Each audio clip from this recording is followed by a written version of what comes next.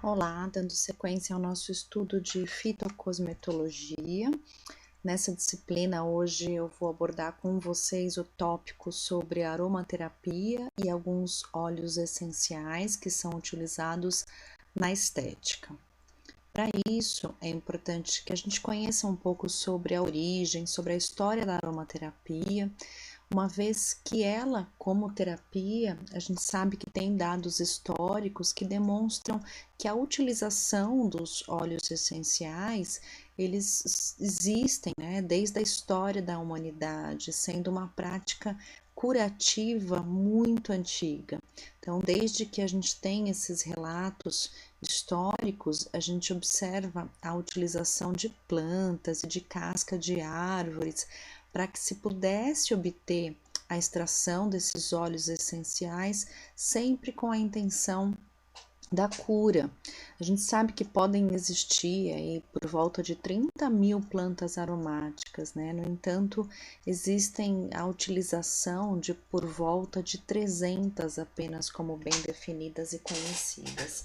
Isso demonstra a enormidade de plantas que ainda podem ser utilizadas com inúmeras propriedades ainda desconhecidas. Historicamente, a gente já sabe que desde lá de 6.000 anos antes de Cristo, já foi utilizados óleos essenciais específicos, né, em múmias que estavam embalsamadas.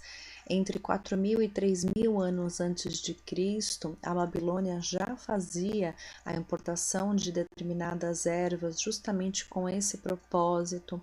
Em por volta de 2.700 anos 2.700 anos antes de Cristo, na China já houve essa descrição sobre o uso dessas plantas aromáticas para praticar o bem-estar dos indivíduos. Então, na China, inclusive, tem vários dados históricos que comprovam a utilização das ervas e das suas propriedades aromáticas. Em 1850 anos antes de Cristo, em Chipre já se relatou o uso dessas plantas agora como para utilização de perfumes.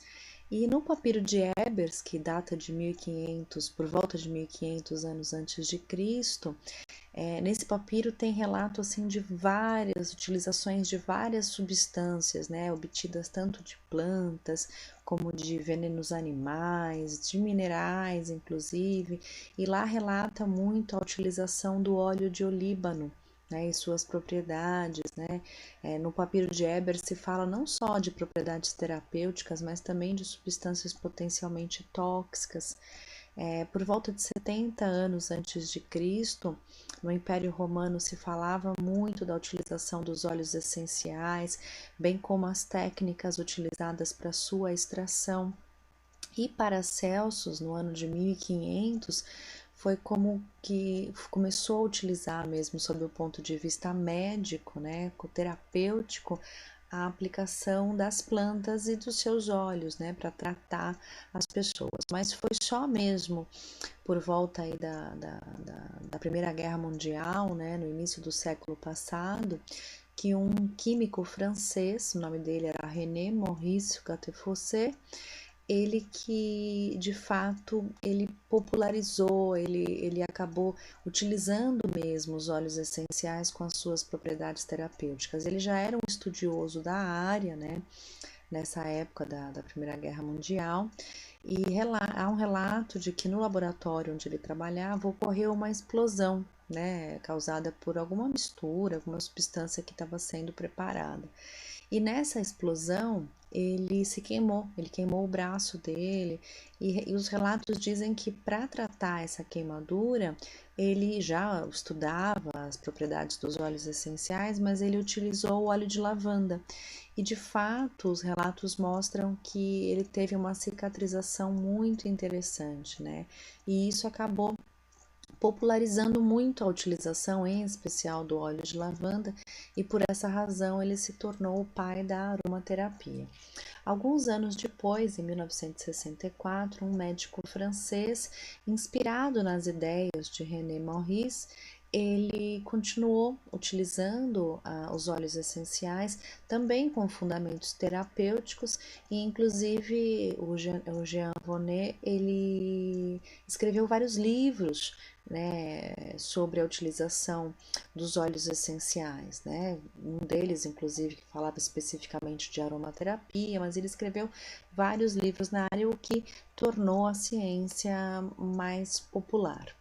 Mas é interessante quando a gente fala de aromaterapia, diferenciá-la inclusive do que a gente conhece como aromacologia. A aromacologia, ela é diferente da aromaterapia, né? É um termo que ele foi bem definido pelo Sense of Smell Institute, que é um instituto de sensibilidade para cheiros, né? Que foi fundado em 1989, justamente para poder estudar, né, cientificamente a relação de um contexto psicológico com as fragrâncias. Então, a aromacologia ela está mais voltado a esse estudo que se relaciona com o lado psicológico, né? Então, tiveram vários estudos, né, comprovados, investigando sentimentos específicos com determinados cheiros, né? Então, desde relaxamento, alegria, sensualidade, alegria, autoconfiança, né? Então, ele é, na verdade, voltado mais para essa estimulação das vias olfativas e a sua relação com o sistema límbico, né? Que tem relação com as emoções, com os sentimentos de prazer, de tristeza. Então, é impróprio, na verdade, não é correto relacionar, né? Achar que é a mesma coisa aromacologia com aromaterapia. A aromaterapia é uma ciência também, tem comprovação científica, mas que fundamentalmente ela trata doenças físicas. Ela até pode tratar doenças emocionais também, alterações emocionais, mas o fundamento dela é um tratamento que pode ser físico.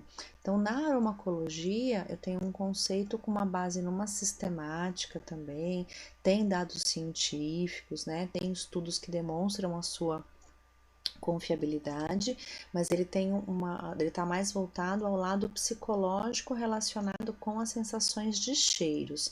Na aromaterapia, eu também tenho os dados individuais, né, dados científicos, mas ele tem a intenção de tratar doenças físicas e mentais, mas principalmente físicas, né? E ele pode ser utilizado em combinações com massagens corporais, justamente para curar, para tratar, como também para embelezar e acalmar a mente, o corpo, né?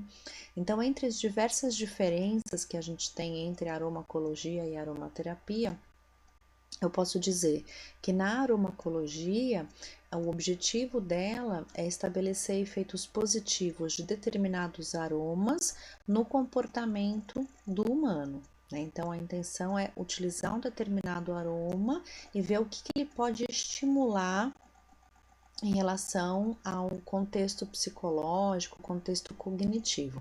Tem comprovação científica, bem como na aromaterapia também tem, mas na aromacologia eu posso utilizar a mistura de odores esses que podem ser tanto sintéticos quanto naturais. O que na aromaterapia, né, lembrando que ela não tem um efeito só psicológico, né, um efeito terapêutico físico, também tem comprovação científica, mas na aromaterapia eu uso óleo essencial natural sempre, eu não uso sintético, tá? E o termo essência é errado, né? A essência a gente utiliza na aromacologia, que ela é voltada para os odores, para os perfumes.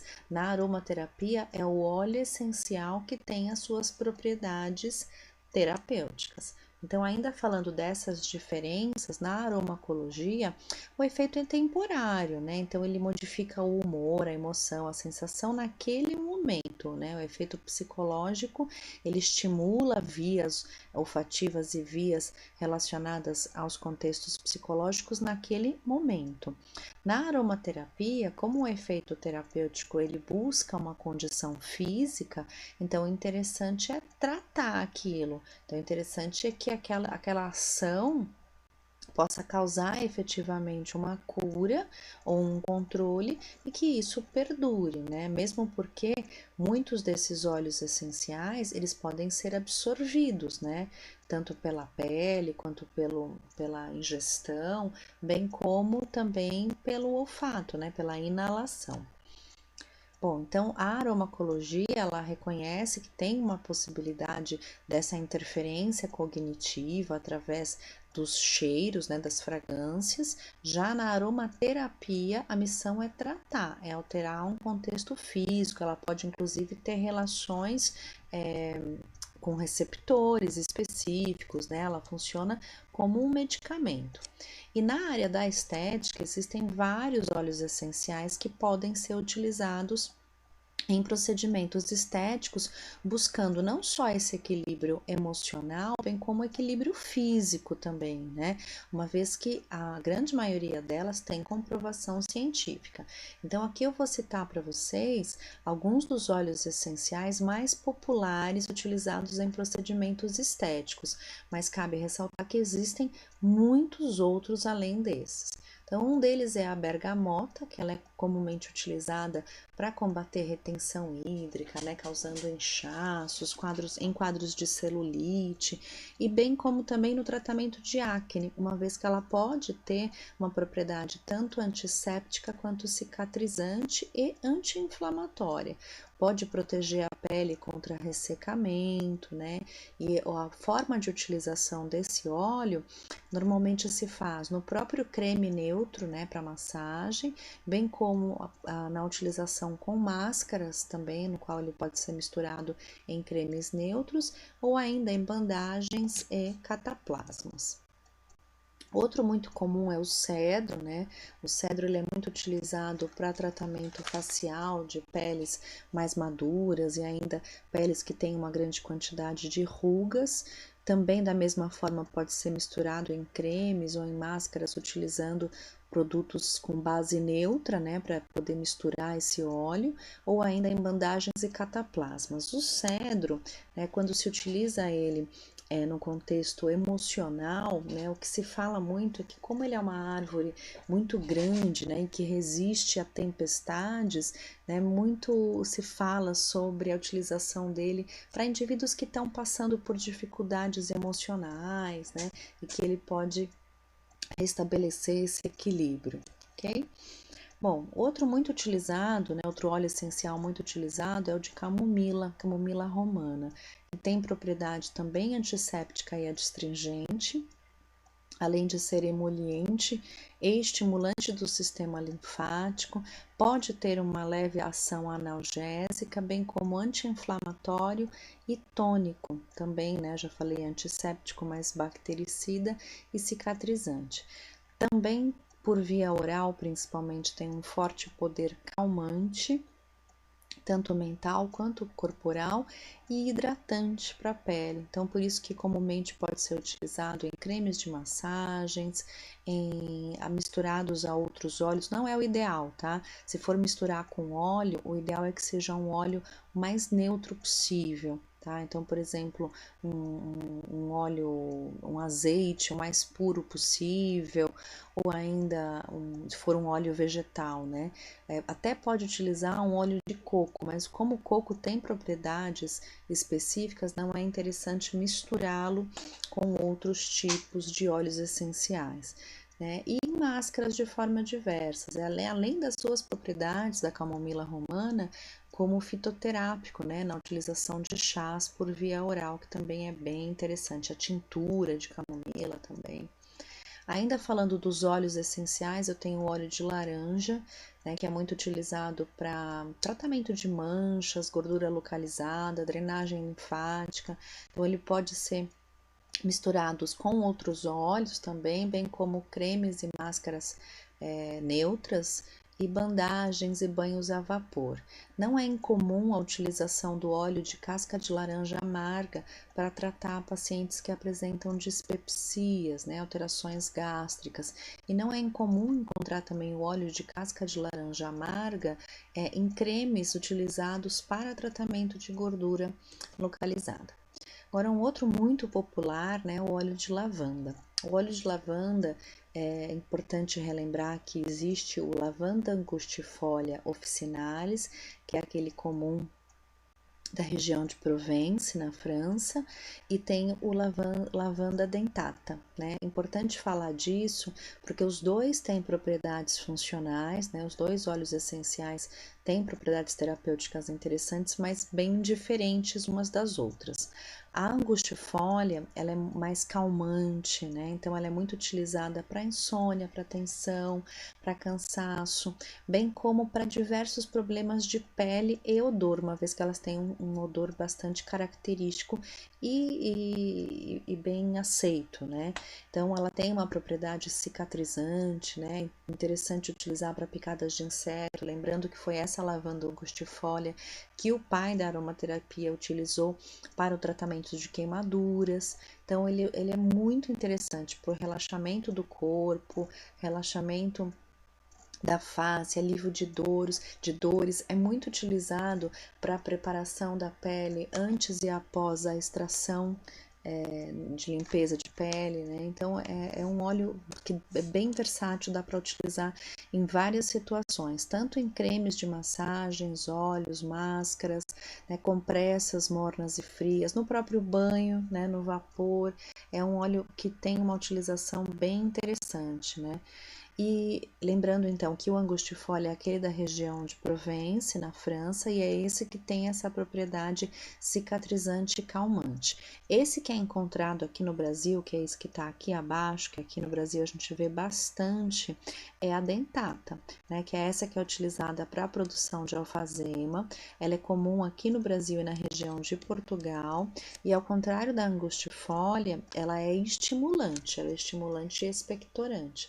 Então, você não vai encontrar essas propriedades cicatrizantes e sedativas na dentata.